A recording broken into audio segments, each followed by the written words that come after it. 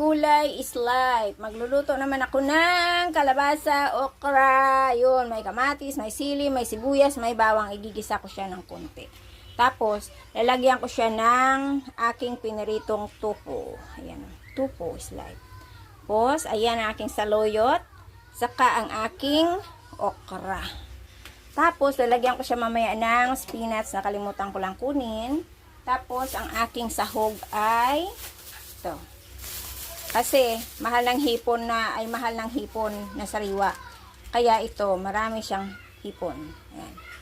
Yan, ang aking isahog. Kaya, magisa-gisa muna tayo. Gisa-gisa is life. Igisa ko lang ng konti. Yan, para may ano naman siya yun.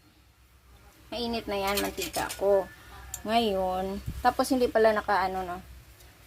Yan, tika lang. Yan, nanan.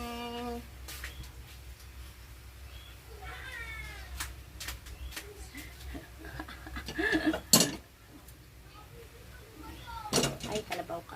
Ayun. Gigisa na natin siya. Kunti lang mantika niya. Kasi ayoko naman na maraming mantika. Reklamo na yung aking anak. Gutom na raw siya. Ayun o, yung dalawa. Ayun o, isang baby ko. Ayan, ang baby kong pogi. Diba? O, ayun yung isa. Ayan. Dumating kagabi ang aking baby na pogi na yan. Si baby pogi ko yan. Ayan, ayan. Sibuyas. Gulay is life. Talaga ang iyong nanay. Ayan, kamatis.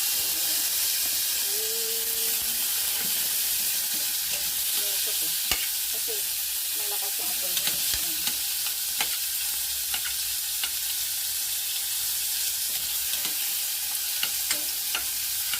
Tapos, ang aking sipon. Ito. Ang ating hidi-hidi duty. Ayan.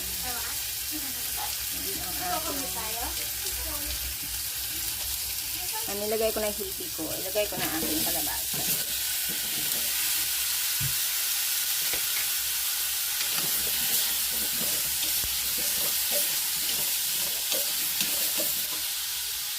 Tapos ang aking okra. Kasi mabilis na naman maluto yung mga yan.